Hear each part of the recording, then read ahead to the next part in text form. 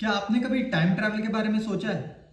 Of course सोचा होगा, सभी सोचते हैं और मैं भी सोचता हूँ। इनफैक्ट मुझे तो time travel as a concept ही बहुत बढ़िया लगता है। मैं तो भाई बहुत मूवीज वीडियोस बहुत देखता हूँ टाइम ट्रैवल के बारे में, मुझे बहुत इंटरेस्टिंग लगता है ये पॉइंट। तो क्या आपने कभी ये सोचा है कि टाइम ट्रैवल पॉसिबल क्यों नहीं है, और अगर पॉसिबल है तो हम टाइम ट्रैवल कर क्यों नहीं पा रहे? या फिर हमारे पास अभी ऐसी टेक्नोलॉजी नहीं है जिससे हम टाइम ट्रैवल कर पाए, लेकिन फ्यूचर में हम टाइम ट्रैवल कर पाएंगे।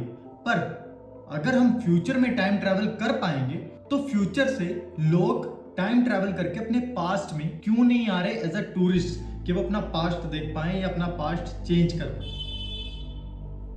सोचने वाली बात है ना। तो मैं इसके बारे में क्या सोच रहा था, ये वीडियो उसी के बारे में। तो मुझे क्या लगता है कि या तो हम सिर्फ फ्यूचर में ही टाइम ट्रैवल कर सकते हैं, मतलब हम पास्ट में टाइम ट्रैवल कर ही नहीं सकते, क्योंकि पास्ट जो हमारा बीत गया उसमें हम वापस कैसे जाएंगे?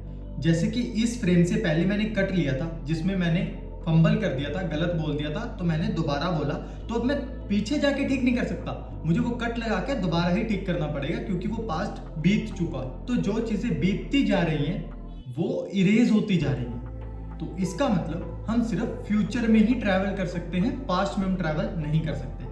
या फिर हम फ्यूचर और पास्ट दोनों में ही टाइम ट्रैवल कर सकते हैं। लेकिन अगर हमारे पास फ्यूचर में ऐसी टेक्नोलॉजी आएगी जिससे हम पास्ट में टाइम ट्रैवल कर पाए, पर जब हम फ्यूचर से टाइम ट्रैवल करके पास्ट में आएंगे तब हमारे पास पास्ट में वो टेक्नोलॉजी अवेलेबल नहीं होगी, क्योंकि वो तो फ्यूचर की टेक्नोलॉजी थी। हम टाइम ट्रैवल करके पास्ट में आ गए, लेकिन वो टेक्नोलॉजी तो फ्यूचर में ही रह गई, वो टेक्नोलॉजी तो पास्ट में अभी है ही नहीं। तो हम पास्ट से टाइम ट्रैवल करके वापस अपने फ्यूचर में, यानी कि जो प्रेजेंट था उसमें कैसे जाएंगे? और जो वहां का प्रेजेंट है वो एट प्रेजेंट क्या है?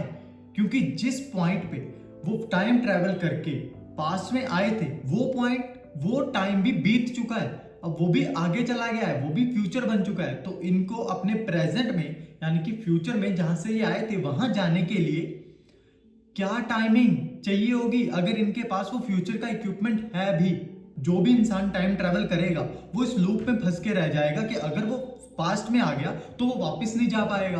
और तीसरा पॉइंट ये बनता है कि या फिर हम सिर्फ फ्यूचर से फ्यूचर में ही टाइम ट्रैवल कर सकते हैं। मतलब जब हमारे पास वो टाइम ट्रैवल की टेक्नोलॉजी आ जाएगी, सपोज ये 2024 चल रहा है और 2025 में 1 जनवरी 2025 को हमारे पास ऐसी टेक्नोलॉजी आ गई जिससे हम टाइम ट्रैवल कर सकते हैं, और ये वो मशीन है जिससे हम टाइम ट्रैवल कर सकते हैं 1 जनवरी 2025। किसी इंसान ने 1 जनवरी 2030 में फ्यूचर में टाइम ट्रैवल कर लिया, 2025 में ये टेक्नोलॉजी बनी है, तो यही टेक्नोलॉजी 2030 में भी एग्जिस्ट करती होगी और वो वही टेक्नोलॉजी यूज करके 2025 में वापस आ सकता है। लेकिन 2025 से पीछे नहीं जा सकता, क्योंकि वहां पे वो टेक्नोलॉजी अवेलेबल नहीं है और वो वापस 2025 में नहीं आ पाएगा। या तो जब हमारे पास वो टेक्नोलॉजी आ जाएगी हम उससे आगे ही टाइम ट्रैवल शुरू कर पाएंगे, पीछे आना और आगे जाना, क्योंकि ये टाइम स्टैम्प जहां पे